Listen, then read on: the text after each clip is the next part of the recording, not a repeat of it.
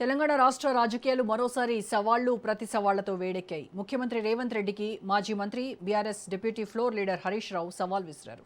రాష్ట్రంలోని నీటి ప్రాజెక్టులు, సాగునీటి అంశాలపై చర్చించేందుకు ముఖ్యమంత్రికి దమ్ముంటే వెంటనే అసెంబ్లీ సమావేశం ఏర్పాటు చేయాలని హరీష్ రావు డిమాండ్ చేశారు.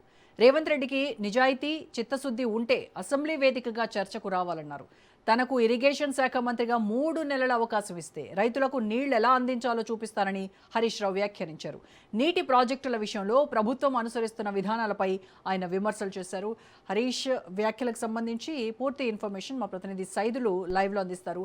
Saidulu, BRS deputy floor leader Harish Rao చాలా ఘాటైనటువంటి వ్యాఖ్యలు చేశారు. మొత్తం మీద సీఎంకి దమ్ముంటే ప్రత్యేక సమావేశాలు, అసెంబ్లీ సమావేశాలు నిర్వహించి ఈ సాగునీటి ప్రాజెక్టులు కావచ్చు, ఈ మొత్తం అంశాలపైన చర్చకు రావాలి అని ఆయన సవాల్ విసిరారు. అలాగే తనకి కనుక 3 నెలలు ఇరిగేషన్ శాఖ మంత్రిగా అవకాశం ఇస్తే అసలు రాష్ట్రంలో ఈ రైతులకు నీళ్లు ఎలా అందించాలి అనేది తాను చేసి చూపిస్తాను అని చెప్పారు. సో ఈ సవాళ్ళు ప్రతి సవాళ్ల పర్వం ఎలా ఉంది? దీనిపైన ఏమైనా కాంగ్రెస్ సంబంధించి నేతలు కావచ్చు, ప్రభుత్వం నుంచి కానీ ఏదైనా రెస్పాండ్ అయ్యారా ఎవరైనా? ప్రస్తుతం అయితే సంగారెడ్డి మాజీ ఎమ్మెల్యే స్పందించారు. సో జగ్గారెడ్డి. సో ఇక మిగిలిన కాంగ్రెస్ పార్టీ నాయకులు ఎవరు కూడా హరీష్ రావు వ్యాఖ్యలపైన స్పందించలేదు. చూడాలి. ఇక సాయంత్రం పిసిసి అధ్యక్షుడు మహేష్ కుమార్ గౌడ్ మీడియా సమావేశం ఉంటుందని కూడా మనకి సమాచారం. ఒకవేళ స్పందిస్తారు, లేకపోతే లేదు. సో అదొక అయితే రోజా, తెలంగాణ రాష్ట్రంలో ఒక్కసారిగా పొలిటికల్ హీట్స్ ఒక్కసారిగా పెరిగిందని కూడా చెప్పవచ్చు. సవాళ్ళు ప్రతి సవాళ్ళు ఈ మధ్య కాలంలో చూసాం మనం. ఒక నెల నుంచి కూడా ఇటు అధికార ప్రతిపక్ష నాయకుల మధ్య మాటల తూటాలు పేలుతూ ఉన్నాయి. సవాళ్ళు ప్రతి సవాళ్ళు చేసుకుంటున్నారు. రాష్ట్ర రాజకీయాలు ఒక్కసారిగా వేడెక్కుతున్నాయి. సో ఇప్పుడు హరీష్ రావు చేసినటువంటి వ్యాఖ్యలు సంబంధించి ఇప్పుడు ముఖ్యమంత్రి రేవంత్ రెడ్డి మరి ఏ విధంగా స్పందిస్తారనేది కూడా కొంత సర్వత్రా ఆసక్తి. ఎందుకంటే నిన్న ఆయన ప్రజాభవన్ వేదికగా కాళేశ్వరం ప్రాజెక్టుకు సంబంధించి మీడియా సమావేశం నిర్వహించినప్పుడు సో మరో 3 ఏళ్ల పాటు నేను రాష్ట్రంలో అధికారంలో ఉంటాము, కన్నెపల్లి పంప్ హౌస్ మోటార్లు ఆన్ చేస్తారా చేయరా, మాకు ఇస్తే మేము ఆన్ చేస్తామని కూడా బీఆర్ఎస్ పార్టీ నాయకులు అంటున్నారు. మరి ఇప్పుడు మేము కన్నెపల్లి పంప్ హౌసే కాదు, కాళేశ్వరం ప్రాజెక్టు మొత్తం కూడా బీఆర్ఎస్ పార్టీ నాయకులకు ఒప్పచెప్తాం, ఏ విధంగా నీళ్ళు ఇస్తారో మరి చూడండి అని కూడా నిన్న ముఖ్యమంత్రి రేవంత్ రెడ్డి మాట్లాడారు. సో ముఖ్యమంత్రి రేవంత్ రెడ్డి వ్యాఖ్యలపైన ఈరోజు తెలంగాణ భవన్లో మాజీ మంత్రి బీఆర్ఎస్ శాసనసభ ఉపనేత Harish Rao power point presentation ఇచ్చారు. సో దమ్ముంటే రేవంత్ రెడ్డి మాటకి కట్టుబడి ఉండాలి, అసెంబ్లీ సమావేశాలు పెట్టాలి, నీటి ప్రాజెక్టులపైన చర్చకు మేము సిద్ధంగా ఉన్నామని కూడా మరోసారి రేవంత్ రెడ్డి పైన హరీష్ రావు సవాల్ విసిరారు. కాబట్టి నీటి ప్రాజెక్టులకు సంబంధించి చర్చ పెట్టిన తర్వాత 3 నెలల పాటు ఇరిగేషన్ శాఖ మంత్రి బాధ్యతలు నాకు ఇస్తే, అంటే హరీష్ రావుకి ఇస్తే ఒక ఆఫీసు అవసరం లేదు, అదేవిధంగా ప్రభుత్వం మంత్రికి ఇచ్చేటువంటి కాన్వాయ్ అంటే ముఖ్యంగా ఏదైనా ఒక వాహనం ముందు ఒక ఎస్కార్ట్ వెహికల్ ఇంకొక ఎస్కార్ట్ వెహికల్ ఏం అవసరం లేదు, నా సొంత వాహనమే ఉంటుంది.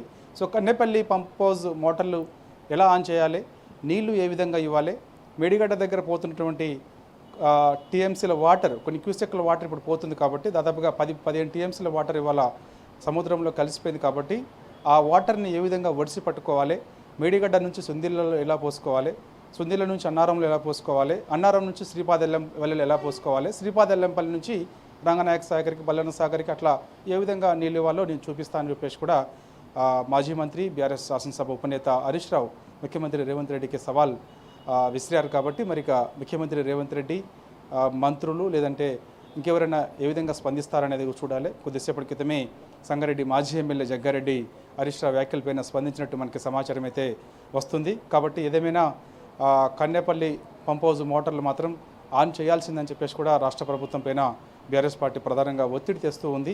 కానీ కన్నెపల్లి పంప్ మోటార్లు ఎట్టి పరిస్థితుల్లో కూడా ఆన్ చేసే ప్రసక్తే లేదు, అవి మొత్తం కూడా పూర్తిగా దెబ్బతిన్నాయని కూడా రాష్ట్ర ప్రభుత్వం చెబుతుంది. కాబట్టి నీటి ప్రాజెక్టుల అంశానికి సంబంధించి రాష్ట్ర రాజకీయాల్లో పెద్ద చర్చనీయాంశంగా మారినటువంటి అంశం. ఎందుకంటే ఎల్ నినో ప్రభావం దేశవ్యాప్తంగా కనిపిస్తుంది, ముఖ్యంగా తెలంగాణ రాష్ట్రంలో కనిపిస్తుంది. తెలంగాణ రాష్ట్రంలో అన్ని జిల్లాల్లో కూడా ఎల్ నినో ప్రభావం ఉన్నట్టుగా కూడా మనకి అధికారులు హెచ్చరికలు జారీ చేస్తున్నాడు. ఇప్పటికే కేంద్ర ప్రభుత్వం వ్యవసాయ శాఖ మంత్రిని ఆయా రాష్ట్రాల అదేవిధంగా ఇరిగేషన్ శాఖ మంత్రులకి లేఖలు రాసింది, సూచన చేసింది. ఈసారి వర్షాలు చాలా తక్కువగా ఉంటాయని, సో అందువల్ల రైతులకు సంబంధించి పంట మార్పిడికి సంబంధించి సో సూచన చేసుకోవాలని కూడా సలహాలు ఇస్తూ వస్తుంది. కాబట్టి సో ఇప్పటివరకైతే వర్షపాతం జూలై నెల కావస్తుంది, చాలా ఎక్కువ వర్షపాతం నమోదైంది. సో మనకి ఇక పంటలు ఇప్పటికే నార్లు పోసిన పంటలు పూర్తిగా ఎండిపోతున్నటువంటి పరిస్థితి కనిపిస్తుంది.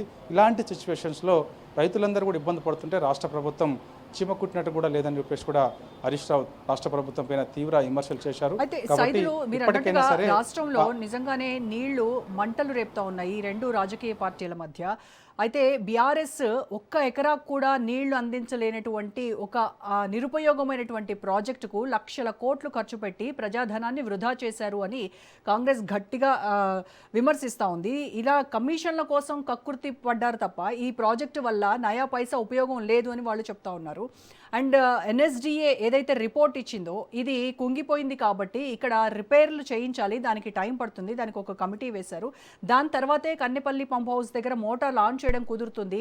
ఇప్పుడు కనుక వీళ్ళు డిమాండ్ చేస్తున్నట్టుగా ఆన్ చేస్తే భద్రాచలంతో సహా ఇంకా 44 గ్రామాలు ముంపుకు గురవుతాయి, పూర్తిగా మునిగిపోయేటువంటి పరిస్థితి ఉంటుంది అని కాంగ్రెస్ ప్రభుత్వం చెప్తా ఉంది. మరి బీఆర్ఎస్ వర్షన్ ఏంటి దీనిపైన?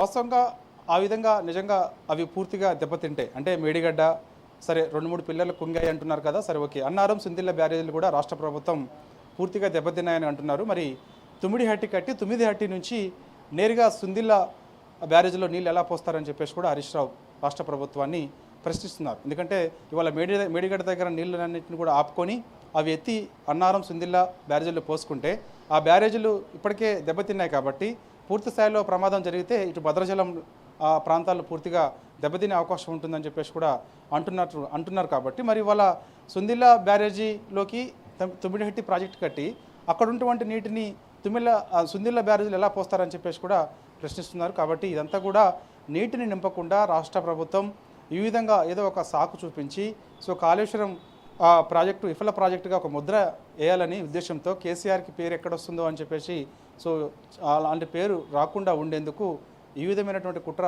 రాష్ట్ర ప్రభుత్వం చేస్తుందని చెప్పేసి కూడా హరీష్ రావు ప్రశ్నిస్తున్నారు రోజా. కాబట్టి సో ప్రస్తుతం అయితే మాత్రం సో ఉన్నటువంటి నీటిని వాడుకోవాలి అని చెప్పేసి కూడా బీఆర్ఎస్ పార్టీకి చెందినటువంటి ముఖ్య నాయకులు అంటే కేటీఆర్, హరీష్ రావు ఈ మధ్యకాలంలో చూసాం. సో ఈ యొక్క కాళేశ్వరం ప్రాజెక్టుకి సంబంధించి అక్కడ జరుగుతున్నటువంటి పరిణామాలకు సంబంధించి కూడా మాట్లాడుతూ వస్తున్నారు. కాబట్టి సో ఉన్నటువంటి నీటిని ఎప్పటికప్పుడు ఎత్తిపోసుకోవడం వల్ల కొంత ఇప్పుడు ఉన్నటువంటి ప్రభావం ఎల్నినో ప్రభావం వల్ల వర్షపాతం తక్కువగా ఉంది కాబట్టి సో ఆ ప్రభావం నుంచి కొంత బయటపడే ప్రయత్నం చేసుకోవచ్చు. ఎందుకు రాష్ట్ర ప్రభుత్వం నిర్లక్ష్యంగా ఉంటుందని చెప్పేసి కూడా అంటున్నారు. కాబట్టి ఎక్కడైనా సరే కాళేశ్వరం ప్రాజెక్టుకి సంబంధించి అనేక సార్లు ఇటు అసెంబ్లీ సాక్షిగా బయట పవర్ పాయింట్ ప్రజెంటేషన్ ద్వారాగా సో అనేక సమావేశాలు జరుగుతూ వస్తున్నాయి. కాబట్టి వాటిపైన మీడియా సమావేశం కూడా ఏర్పాటు చేసుకున్నాం. ఇప్పుడు అసెంబ్లీ పెడితే అసెంబ్లీలో ఖచ్చితంగా దీనిపైన చర్చించిన తర్వాత ఒక 3 నెలల పాటు నాకు ఇరిగేషన్ శాఖ మంత్రిగా ఇస్తే ఏ విధంగా కాళేశ్వరం నీళ్లను ఒడిసి పట్టుకొని ఇటు ఉత్తర తెలంగాణకి అదేవిధంగా దక్షిణ తెలంగాణ అంటే మన సూర్యాపేట నియోజకవర్గం వరకు అంటే రాగి చెరువు నింపితే సూర్యాపేట నియోజకవర్గంలో అంటే కోదాడ కాన్స్టిట్యున్సీ పరిధిలో ఉన్నటువంటి మోతే మండలాల వరకు కూడా నీళ్ళు ఏ విధంగా ఇవ్వాలో చూపిస్తా అని చెప్పేసి కూడా హరీష్ రావు రాష్ట్ర ప్రభుత్వం పైన సవాల్ చేశారు. కాబట్టి మరి చూడాలి రాష్ట్ర ప్రభుత్వం ఏ విధంగా స్పందిస్తుంది అనేది కూడా మనకి తర్వాత తెలిసే అవకాశం అయితే కనిపిస్తుంది. ఎందుకంటే నిన్ననే ముఖ్యమంత్రి రేవంత్ రెడ్డి మాట్లాడుతూ అదొక విఫల ప్రాజెక్టు ఎన్డీఎస్ఏ ఇచ్చినటువంటి రిపోర్ట్ ఆధారంగానే మేము నడుస్తాము. ఎందుకంటే ఎన్డీఎస్ఏ రిపోర్ట్ ఇప్పటికే చెప్పింది మేడిగడ్డ ఆల్రెడీ కుంగిపోయింది, నీళ్ళని ఆపడం వల్ల మరింత కొట్టుకుపోయే పరిస్థితి ఉంటుందని. సుందిల్ల కూడా అలాంటి పరిస్థితే ఉంది, సుందిల్ల అన్నారం కూడా అలానే పరిస్థితి ఉందని చెప్పేసి కూడా ఎన్డీఎస్ఏ రిపోర్ట్ ఇచ్చింది అంటున్నారు. కానీ ఎన్డీఎస్ఏ ఇచ్చినటువంటి రిపోర్ట్ ఏదైతే ఉందో ఆ రిపోర్ట్ని టూత్లెస్ రిపోర్ట్ అని చెప్పేసి కూడా బీఆర్ఎస్ పార్టీ నాయకులు అంటున్నారు. ఎందుకంటే ఈ మధ్యకాలంలో మాజీ ఎంపీ కరీంనగర్ మాజీ ఎంపీ వినోద్ కుమార్ మాట్లాడారు మీడియా సమావేశంలో. ఎన్డీఎస్ఏ చట్టం వచ్చినప్పుడు నేను పార్లమెంట్లో ఉన్నాను, దానిపైన దాదాపుగా 30 నుంచి 40 నిమిషాల పాటు మాట్లాడాను. ఎన్డీఎస్ఏ ఇచ్చినటువంటి రిపోర్ట్ ఏదైతే ఉందో మరి వాళ్ళ మేడిగడ్డ కుంగినప్పుడు ఆ ఎన్డీఎస్ఏ ఆగమేఘాల మీద వచ్చి ఒక రిపోర్ట్ ఇచ్చి అది ఒక విఫల ప్రాజెక్ట్ అని అన్నప్పుడు అదే ఎన్డీఎస్ఏ పోలవరం కట్టుకోండి అని చెప్పేసి సలహా చేసినప్పుడు ఇవాళ పోలవరం దాదాపుగా 10 నుంచి 15 సార్లు కొట్టుకుపోయింది, దాదాపుగా 7,000 కోట్ల రూపాయలు నష్టం వచ్చింది. మరి ఎన్డీఎస్ఏ ఎందుకు మరి దానిపైన రిపోర్ట్ ఇవ్వలేదు ఆంధ్రప్రదేశానికి? అంటే అక్కడొక నీతి ఇక్కడొక నీతిన ఎన్డీఎస్ఏకి అని చెప్పేసి కూడా బీఆర్ఎస్ పార్టీ ప్రశ్నిస్తూ వస్తుంది. కాబట్టి ఎన్డీఎస్ఏ రిపోర్టు ఆధారంగా నడుచుకుంటామంటే ఇవాళ చాలా ప్రాజెక్టులకి సంబంధించి చాలా చోట్ల ఈ దేశంలో కొన్ని ప్రాజెక్టులు కొట్టుకుపోయిన పరిస్థితి ఉన్నది. సో అవి రిపేర్ చేసుకోండి అని చెప్పింది. సో ఇవాళ కూడా మేడిగడ్డ 2 పిల్లర్లు కుంగింది కాబట్టి మేడిగడ్డని రిపేర్ చేసుకోండి అని చెప్పేసి చెప్పిందే తప్ప ఎక్కడ కూడా ఈ యొక్క అన్నారం కానీ సుందిలాల బ్యారేజ్లలో నీళ్ళు నింపితే కొట్టుకొని పోతే భద్రాచలమే కొట్టుకొని పోతుంది అనేది ఎక్కడ చెప్పలే. మంత్రి ఉత్తమ్ కుమార్ రెడ్డి అవగాహన లేకుండా మాట్లాడుతున్నారని చెప్పేసి కూడా ఎద్దేవా చేస్తున్నారు బీఆర్ఎస్ పార్టీ నాయకులు. మంత్రి ఉత్తమ్ కుమార్ రెడ్డికి ఎటువంటి అవగాహన లేదు, ఆయన ఓన్లీ ఒక పైలట్గా పైన తిరుగుతాడేం తప్ప కింద ఎటువంటి పరిస్థితి ఉన్నది, రైతులు ఎటువంటి ఇబ్బందులు పడుతున్నారు అనేది మాత్రం ఆయన క్షేత్రస్థాయిలో చూసినటువంటి పరిస్థితి దాఖలాలు లేవని చెప్పేసి కూడా బీఆర్ఎస్ పార్టీ నాయకులు అంటున్నారు. కాబట్టి అన్నారం నింపితే సుందిలా బ్యారేజ్ నింపితే ఏ విధంగా భద్రాచలం కొట్టుకుపోతుందో ఉత్తమ్ కుమార్ రెడ్డి చెప్పాలని చెప్పేసి కూడా సవాల్ చేస్తూ ఉన్నారు. సో ఏదేమైనా మరోసారి రాష్ట్ర రాజకీయాలు ఆనాడు 2023 శాసనసభ ఎన్నికల సమయంలో కాళేశ్వరం ప్రాజెక్టు చుట్టే రాజకీయాలు జరిగాయి. సో ఇప్పుడు కాంగ్రెస్ పార్టీ అధికారంలోకి వచ్చిన తర్వాత కాంగ్రెస్ పార్టీ అధికారంలోకి వచ్చి 2.5 ఏళ్ళు అవుతుంది. సో ఇప్పుడు మరోసారి కాళేశ్వరం ప్రాజెక్టు చుట్టూ రాష్ట్ర రాజకీయాలు తిరుగుతూ ఉన్నాయి. Roja. Right, thank you Saidulu.